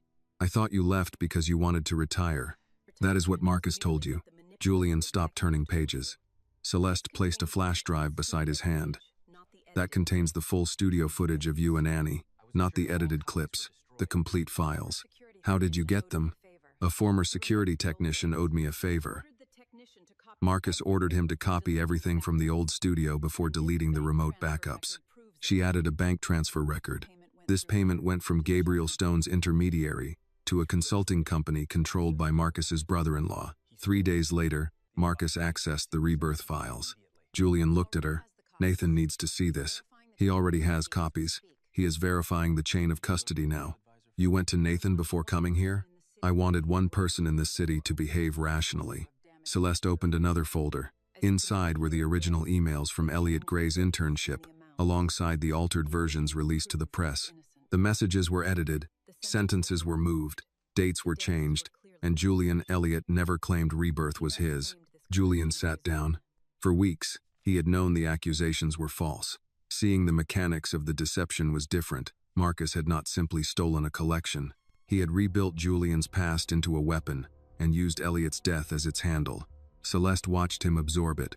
"There is enough here to expose Marcus and Stone," she said. "There may be enough to charge them. Then give it to the authorities." "We are. Why do you need me?" "Because evidence can prove what happened. It cannot speak for Annie." Julian looked away. "She does not need me near her. She needs the truth near her. My presence made everything worse. Your silence made room for Marcus." Julian stood. "You think I should walk back into that hospital and ask her to stand beside me while the public tears her apart again? No, I think you should stop deciding for her." Celeste moved closer. "You have spent your life calling departure a form of sacrifice. Sometimes leaving is necessary. This is not one of those times. This is fear wearing an expensive coat." The words struck with the precision of an old friend who knew where every defense had been built. Julian looked at the packed case. "What if the truth is not enough?" Celeste's expression softened. "Truth is rarely enough by itself. It needs evidence, patience, and people willing to remain in the room after lying becomes easier." 2 hours later, Julian returned to Hudson Presbyterian. Annie was seated outside Ruth's room with a paper cup of coffee in her hands. She looked as though she had not slept. "You left," she said. "I did. Were you coming back?" Julian set the silver thermos on the chair between them. "I was planning not to." Annie looked at the thermos, then at him. "That was your solution?" "I thought removing myself would protect you. My grandmother is the one who taught you not to make decisions for other people. I am a slow student." Despite her exhaustion, something shifted in her face. Julian sat one chair away. "Celeste Monroe has evidence. Real evidence. Bank transfers, server logs, original emails, and the unedited recordings from the studio. Nathan is verifying everything. Will it prove the contract is fake?" "Yes." "And the collection?" "It will show Marcus sold it to Stone." Annie held the coffee cup tighter. "Will people believe it?" "I don't know." She studied him. "That is the first honest answer anyone has given me since yesterday." Julian nodded toward the thermos. "That night at Grand Central, you told me I did not have to carry my story alone." Annie's eyes filled, but she did not look away. "I came back to return the promise." For a long moment, neither spoke. Then Annie asked, "What do we do?" "We stop reacting to Marcus. We choose where the truth is told." "Where?" Julian looked toward the hospital window, beyond it to the tracks and towers of Manhattan. "At the place where this began." Annie understood before he said the name. "Grand Central?" Julian nodded. "A public show. Every design credited. Every document ready. No closed boardroom. No edited interview. And if they come after us again?" "They will." Annie looked through the glass at Ruth sleeping inside. Then she reached for the silver thermos. "Good," she said. "This time, we'll be waiting." Within 48 hours, Julian's plan had become public. Rebirth. The truth in every thread would take place beneath the great clock at Grand Central Terminal 5 weeks later. The announcement named no luxury sponsor, no celebrity host, and no corporate partner. It listed only the designers, craftspeople, models, and legal representatives responsible for the event. The response from the fashion industry was immediate. 3 sponsors withdrew before noon. A hotel group canceled rooms reserved for visiting buyers. A lighting company doubled its price after claiming the show carried reputational risk. 2 well-known models backed out through their agents. The board of Ashford Maison issued a statement saying the company had no involvement in the event. Julian read it once and placed the paper face down. "They want the show to fail without appearing to stop it," Annie said. They were sitting in the old Garment District studio with Nathan and Celeste. Fabric samples covered the cutting table, while a floor plan of Grand Central had been pinned to the wall. "They are protecting themselves," Nathan replied. "That is the polite expression," Celeste said. "Cowardice also works." Julian studied the list of remaining expenses. "We proceed without them." Nathan removed his glasses. "You can finance the event personally, but every payment must be documented. Marcus will claim you used company funds. Then Ashford Mason will not pay $1, and Annie's work must remain legally separate from yours." "It already is." Nathan looked toward Annie. "I need you to understand what that means. Every design must be registered under the correct creator. If you and Julian work together, both names appear. If a design is yours, he has no ownership." "That was our agreement from the beginning," Annie said. "Agreements are useful. Signed records are better. Julian did not object. A month earlier, he might have taken offense at the implication that his word required documentation. Marcus had cured him of that weakness. Evelyn joined them that afternoon and examined Annie's sketches for the show. The collection she had begun after the hospital scandal was built around people who worked while the city slept. Cleaners, nurses, transit employees, caregivers, kitchen workers, and security guards. One coat used reflective tape along the seams, but only enough to appear when the wearer turned. A gray dress carried a pattern taken from the cracked tiles near the lower platforms. Another design included concealed pockets large enough for medication bottles, work gloves, and a folded train schedule. Evelyn stopped at a long dark blue garment with panels that opened like intersecting tracks. "This is the final piece?" Annie nodded. "I think so." "You think?" "The shoulder still feels too formal." Julian stood behind her but did not speak. Evelyn noticed. "You have an opinion." "I was not asked." Annie looked over. "I'm asking now." "The shoulder belongs to a different woman than the rest of the dress." Annie studied the drawing. "Because it is too controlled? Because it expects to be admired. The rest expects to survive." She erased the upper line and began again. Evelyn watched Julian step back without taking the pencil from her hand. "You have improved," she told him. "I assume you mean as a teacher." "I mean as a person who knows when to stop talking." Celeste laughed from across the room. The team grew through word of mouth rather than publicity. Older seamstresses who had worked with Julian during his early years offered their time. Former Ashford employees came quietly after work. Parsons students volunteered for fittings and production. A group of transit workers agreed to advise Annie on how uniforms moved during long shifts. Several of the models were women the industry had stopped calling. One was 62 and walked with a cane after knee surgery. Another was a mother of 4 who had left modeling 20 years earlier. A young man with a prosthetic leg asked whether the trousers could be adjusted without hiding it. "They should not hide anything you do not want hidden," Annie told him. He smiled. "That is not how fittings usually go." "It should be." Celeste took responsibility for the runway casting. She rejected anyone who treated the show as a chance to rescue Julian's reputation. "We are not staging a redemption commercial," she told one agent. "Your client is welcome to walk if she respects the work. She is not welcome to pose beside a scandal and call it courage." The legal preparations moved alongside the clothing. Nathan arranged secure copies of the bank transfers, server logs, original emails, and unedited recordings. Elliot Gray's mother agreed to provide a statement confirming that her son had never claimed ownership of Rebirth. A digital forensic specialist prepared a simple timeline that the public could understand. Nathan also contacted the Manhattan District Attorney's Office and federal investigators reviewing the wire transfers. "We are not announcing an arrest from the runway," he warned Julian. "Evidence goes to law enforcement before it goes to the audience." "I understand." "Do you?" Julian looked at him. "I want Marcus exposed. I no longer need to decide the form of his punishment." Nathan nodded once. "That may be the healthiest sentence you have spoken in 20 years. Security required equal care." Grand Central's management approved the event only after MTA police, fire officials, and station engineers reviewed the plans. Every backstage door was mapped. Emergency exits were tested. Access badges were numbered and photographed. Annie walked the service corridors with the station supervisor, Mr. Alvarez, who had known her since her first month on the cleaning crew. "You sure you want all these fashion people back here?" he asked. "No." "Good answer." He showed her an old baggage passage behind the temporary dressing area. "This corridor is not used much now, but it stays clear by code. If the main hall is blocked, this takes you east." Annie memorized the turns. At Hudson Presbyterian, Ruth followed the preparations from her bed. She had improved enough to sit upright for several hours, though her cardiologist refused to discuss discharge until her medication stabilized. Annie brought sketches to the hospital each evening. Ruth examined the final dress and opened her wooden sewing box, which Annie had carried from the apartment. Inside were old buttons, chalk, thimbles, and spools of thread saved from decades of work. Ruth selected a small brass button worn smooth at the center. "This came from the first winter coat I made for your mother." Annie held it carefully. "You kept it all these years?" "I keep things that still have a purpose." "Where should it go?" "That is your decision. I am not the designer."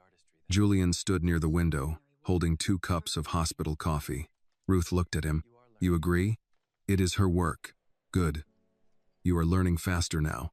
Annie placed the button near the inside collar, where the wearer would feel it but the audience might never see it. The night before the first full rehearsal, Julian and Annie stood alone beneath the Grand Central clock. Temporary lighting rigs had been installed along the concourse, but the runway remained unfinished. Travelers passed around them, unaware that the space would soon hold the most important show of either of their lives. Are you afraid? Julian asked. Yes. Of failing, of being misunderstood again. Julian looked toward the departure board. We cannot control what everyone believes. I know. We can control the records, the names on the work, and whether we tell the truth. Annie nodded. That will have to be enough. Across town, Marcus Hale watched a news report about the show from his dark office. Behind the reporter appeared images of Annie working beside former Ashford seamstresses and transit employees. Gabriel Stone's voice came through the phone. Can you stop it? Marcus looked at the floor plan of Grand Central spread across his desk. Yes, he said, but this time, damaging Julian will not be enough. His finger settled on the backstage dressing area. We remove the girl, the clothes, and the reason anyone came to watch. By 6:30 the following evening, Grand Central no longer resembled a station preparing for rush hour. Temporary lights ran along the balconies, black curtains hid the backstage areas, and rows of guests filled the east side of the concourse. Reporters stood behind marked barriers while camera crews tested their sound. Annie was in the dressing area beneath the east balcony, checking the final sequence with Celeste. 23 models moved between garment racks, makeup tables, and folding screens. Several Parsons students helped with last-minute stitching. Julian stood near the entrance wearing a black suit without a tie. He checked his watch. 20 minutes, he said. Annie adjusted the brass button inside the collar of the final blue dress. You've said that 3 times. The time changes. Not that quickly. Celeste looked over the top of her glasses. Both of you are nervous. One of you is hiding it better. Julian opened his mouth. It is not you, Celeste said. A stage manager called for the first 6 models. Annie turned toward the garment rack, then stopped when the overhead lights went out. For half a second, the room was silent. Emergency lamps came on near the floor. What happened? Someone asked. A radio crackled and died in Celeste's hand. Annie moved toward the main door. Stay calm. The building has backup power. She pulled the handle. The door did not move. A production assistant tried beside her. It's locked. It can't be, Celeste said. That's a fire door. 2 people pushed against it together. Something metal scraped on the other side, but the door remained closed. Annie reached for her phone. There was no signal. Around them, the models began talking at once. One young woman pounded against the door and shouted for security. Another stared at the dark ceiling, breathing too fast. Then the sprinkler system activated. Cold water burst over the garment racks. Someone screamed, "Cover the clothes!" A seamstress shouted. People grabbed plastic sheets and garment bags, but several pieces were soaked before they could be protected. Ivory silk darkened under the water. Painted paper panels collapsed. Dye began running from one coat onto another. Annie stood still long enough to understand what was happening. This was not an electrical failure. Someone wanted the room sealed, the clothing damaged, and everyone inside frightened. Across the concourse, Julian watched the stage clock move past the scheduled start. The first music cue never came. Nathan approached him from the security station. We lost communication with the dressing area. Send someone back there. MTA officers are already moving. A member of Ashford Mason's former board stepped closer. You still have 12 completed looks in the West holding area. Start with those. The audience will tolerate a shortened show. Annie is in that room. So are most of the clothes, the man replied, which is why you need to save what remains. Julian looked at the guests waiting beneath the great clock. Several journalists were already reporting into cameras. On social media, a rumor had begun spreading that Annie had abandoned the show after refusing to let Julian use her work. The board member lowered his voice. Walk out there, explain that there has been a production delay, and begin with your own collection.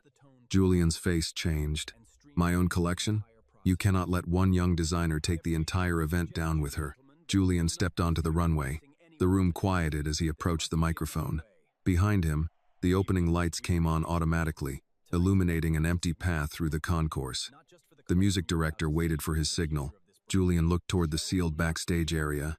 "This show will not begin," he said, "while the people who created it remain locked out of sight." A murmur moved through the audience. "We have been advised to continue with the garments still available. We will not." Rebirth was built by designers, seamstresses, models, transit workers, students, and people whose names were ignored for too long. None of them is replaceable because an audience is waiting. Nathan received a message from security and showed Julian the screen. Fire door obstructed from exterior. Forced entry in progress. Julian faced the audience again. "You may leave. You may criticize the delay, but there will be no show without the people whose hands made it possible." Inside the dressing room, water continued dripping from the ceiling after the sprinklers stopped. A young model named Kira sat against the wall, struggling to breathe. Annie crouched in front of her. "Look at me. I can't breathe." "You can. Follow me. In for 4. Annie counted with her fingers. 1, 2, 3, 4. "Hold. Now let it out." Kira followed the rhythm until her breathing slowed. Celeste tested the door again. "Security is trying to reach us. They may take too long," Annie said.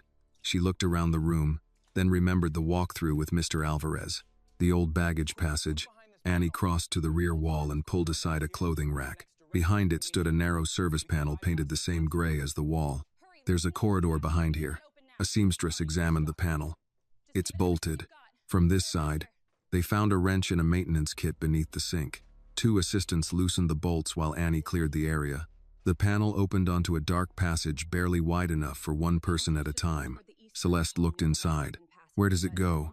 "East Service Hall. It should come out near the Lexington Passage." "Should? I've only seen the other end." Celeste nodded. "Good enough." Annie organized the group. Models first, then the students, then the seamstresses carrying whatever clothing could still be saved. Celeste stayed at the rear. They moved through the corridor under emergency lighting. Annie led them around 2 turns, down a short stairway, and through a storage area filled with old station signs. When they emerged near the East Passage, MTA officers were running toward them.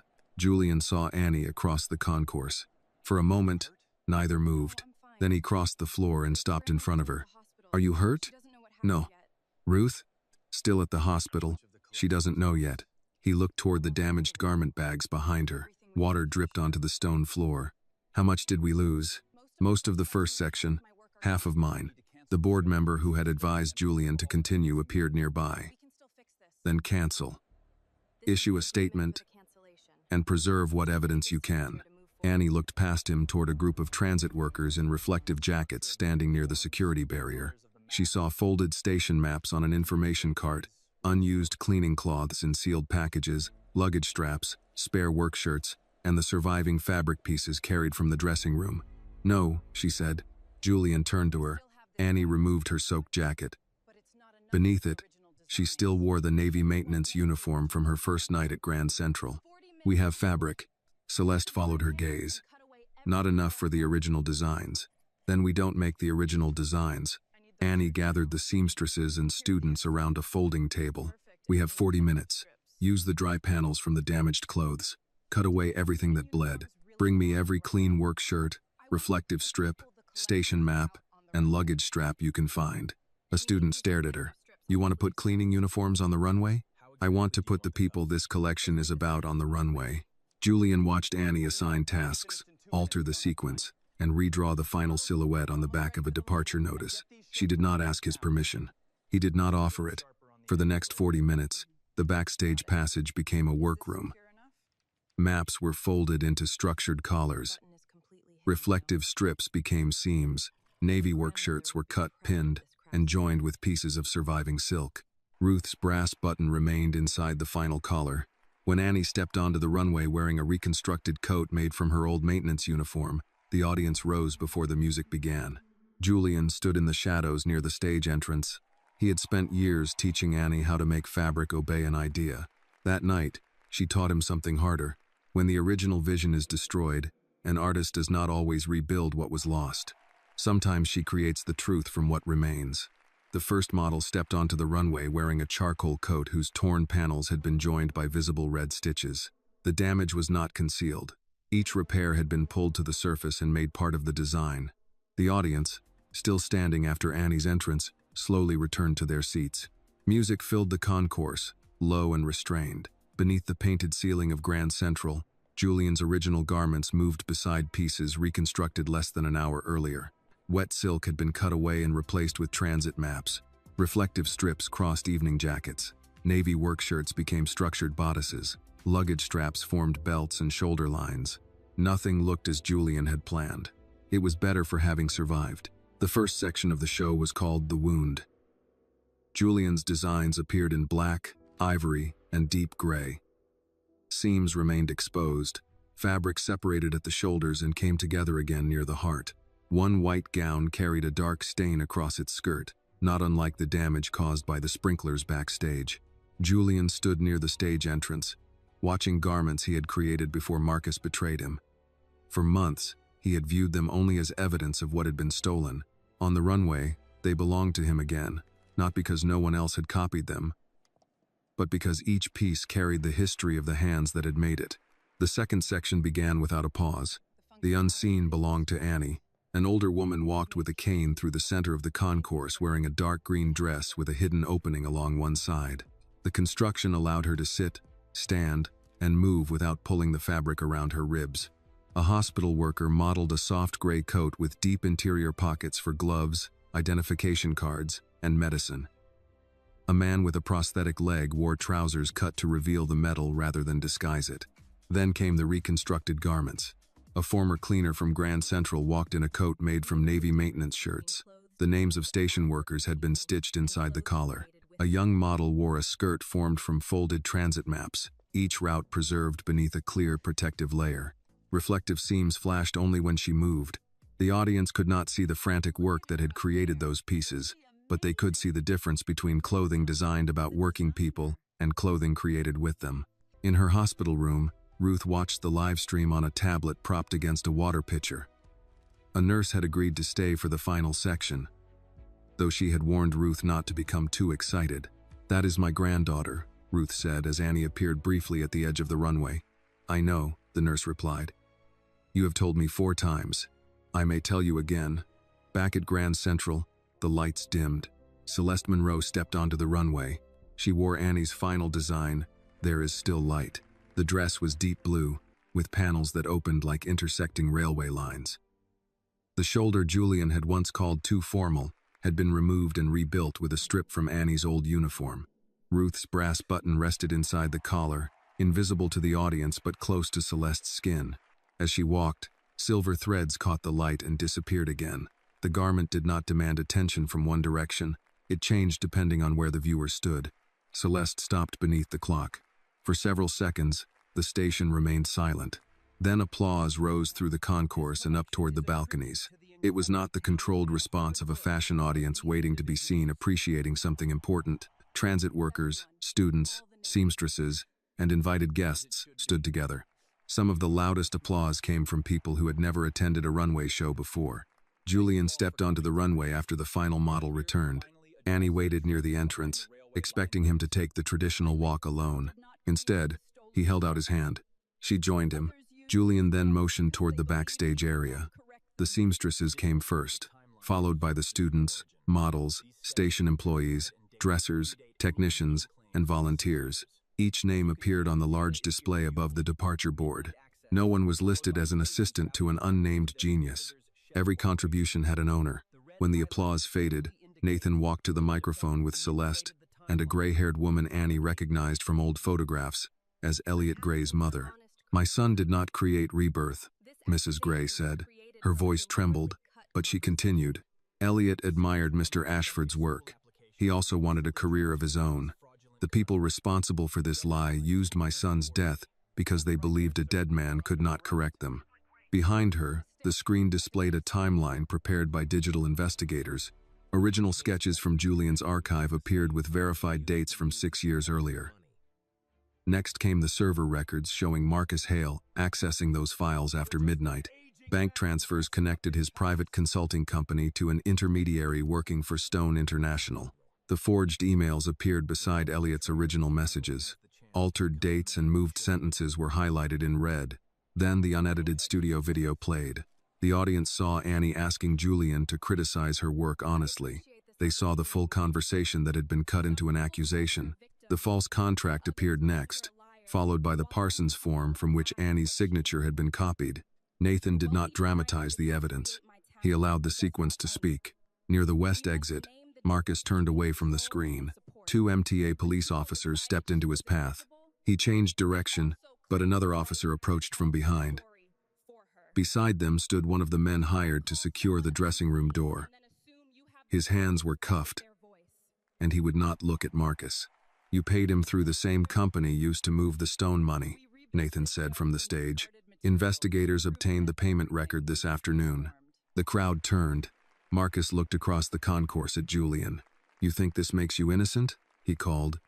"Without me, you are an aging man trying to dress up his past." Julian did not raise his voice. "Without you, I finally have the chance to become the man I should have been." The officers led Marcus away as cameras recorded every step. Julian moved back from the microphone and offered it to Annie. She looked over the audience, then toward the workers standing behind her. "Some people called me a victim," she said. "Others called me a liar. Almost no one asked what I knew." Her voice steadied. "Mr. Ashford did not create my talent, and he does not own it. He made mistakes. He thought money could solve problems that required listening, but he also learned to stand behind me instead of speaking in my place." She looked toward the screen displaying her name beside her designs. "When people decided I was invisible, they also decided they had the right to tell my story for me. They were wrong." Annie placed the microphone back on its stand. "Do not call someone unseen and then claim the right to speak with their voice." The applause returned, but Julian barely heard it. He looked around at the damaged clothes, the transit workers, the women who had sewn beside him before he became famous, and the young artist who had rebuilt an entire show from what others considered worthless. His name might recover after that night. It might not. For the first time, that question no longer decided whether his life still had meaning. 3 weeks after the show, Marcus Hale was charged with theft of trade secrets, wire fraud, document forgery, unlawful confinement, and conspiracy to obstruct an investigation. Gabriel Stone resigned from Stone International after federal investigators traced payments from one of his companies to Marcus's private account. The company's board denied knowing how the collection had been obtained, but emails recovered from Stone's office showed that he had asked Marcus whether Julian could be removed from the market before Paris. Elliot Gray's mother gave one interview and refused all others. "My son wanted his own work to be remembered," she said. "He would never have wanted his death used to destroy another artist." The fabricated emails were withdrawn by the major outlets that had published them. Corrections appeared beneath the original headlines, though Julian noticed they were smaller and received less attention. Nathan warned him not to expect the public apology to equal the public accusation. "A lie arrives dressed for a parade," Nathan said. "The correction usually comes through the service entrance." Julian accepted that. He had spent most of his life believing reputation could be managed through perfect timing, controlled language, and the right photograph. Marcus had understood that weakness because Julian had helped build the machinery around it. At the first meeting after he returned to Ashford Maison, Julian stood before the board and refused their offer to restore him without conditions. "I did not steal the collection," he said. "That does not mean I did nothing wrong." Several directors shifted in their seats. He had allowed one man to control security footage, press access, internal messaging, and the reputations of younger employees. He had rewarded silence because it made the company efficient. He had mistaken obedience for loyalty and fear for respect. The new policies were not presented as charity. Interns would be paid. Every contributor would be named in the permanent design records. Young artists would receive independent legal advice before signing contracts. Complaints against senior executives would go to an outside review office rather than through company management. Julian also surrendered final authority over internal investigations. One director objected, "You founded this company. That is not a reason to make it dependent on my judgment." He remained creative director but stepped down as chief executive. For the first time, Ashford Maison would continue without requiring Julian to control every room. Ruth returned home in early spring. The doctors adjusted her medication and ordered her to reduce stress, advice she treated as a personal insult. "I am 72, she told Annie. "Stress has had my address for years. Julian brought chicken soup on her first evening back. It came from a restaurant and arrived in porcelain containers. Ruth tasted one spoonful. Too much salt. I can have something else delivered. That is exactly the lesson you keep failing. She pointed toward the chair beside her. Sit down. Julian sat. Ruth placed the bowl in his hands. The soup is already here. We will eat it, complain about it, and do better next time. He smiled. That sounds less efficient. Most human things are. Annie returned to Parsons and completed the preparatory program. Her blind review design remained in the student gallery, now displayed beside the full process book so no one could question its authorship. At the end of the term, Evelyn called Annie into her office. You received the full scholarship, she said. Annie did not answer. Evelyn looked over her glasses. This is usually where the student reacts. I'm making sure I heard you correctly. Tuition, materials, and a living stipend. The committee's decision was unanimous. Annie pressed both hands against her knees. Did Julian speak to them? No. He asked whether he should, and I told him I would remove him from the building if he tried. That sounds like him. No. Listening sounds new for him. Julian offered Annie a position at Ashford Mason after her first year. She declined before he finished explaining it. I need to know my name can stand alone, she said. It already can. I need to know that without yours standing beside it. Julian was quiet for a moment. Then I will wait until you ask. The Annie Carter Fellowship for Unseen Artists opened that summer. Annie objected to the name until Ruth reminded her that discomfort was not always a reason to refuse responsibility. The fellowship paid tuition, supplied materials, funded legal support, and guaranteed that every student retained ownership of their work. The first stage of selection was blind. No photographs, addresses, family histories, or stories of hardship were shown to the judging panel. Julian rejected a proposal to film the recipients in their homes. They are artists, he said. Their poverty is not advertising material. 1 year after the night of the show, Annie held her first small exhibition inside Grand Central Terminal.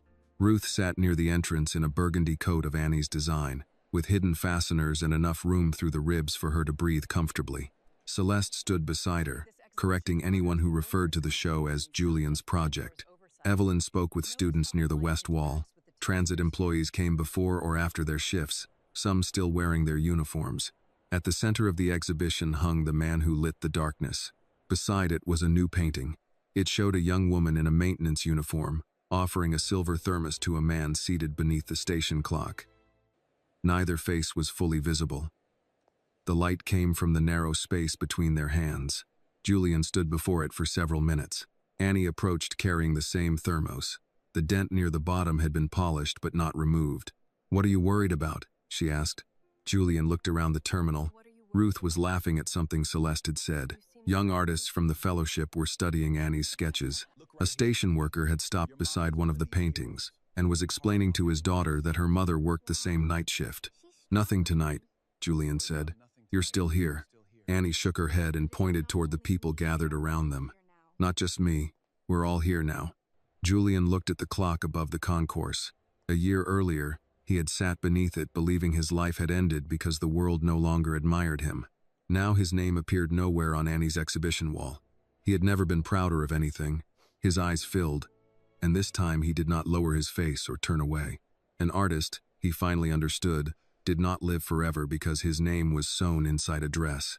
He lived in the doors he opened, the hands he refused to control, and the light someone else carried forward after he stepped aside. This story reminds us that true greatness is not measured by wealth, fame, or power, but by how we treat people who have been overlooked. Annie's kindness saved Julian when the world had turned against him, while Julian's guidance helped her believe in her own voice. Their journey shows that compassion must never become control. Mentorship should create independence, and justice requires the courage to stand beside the truth even when lies are louder. Sometimes, one sincere act of kindness can restore a broken life and open doors for many others. This video is a work of fiction created with the assistance of artificial intelligence. All characters, events, and situations are not real and do not represent any actual people or true stories. The content is intended for storytelling and emotional illustration only.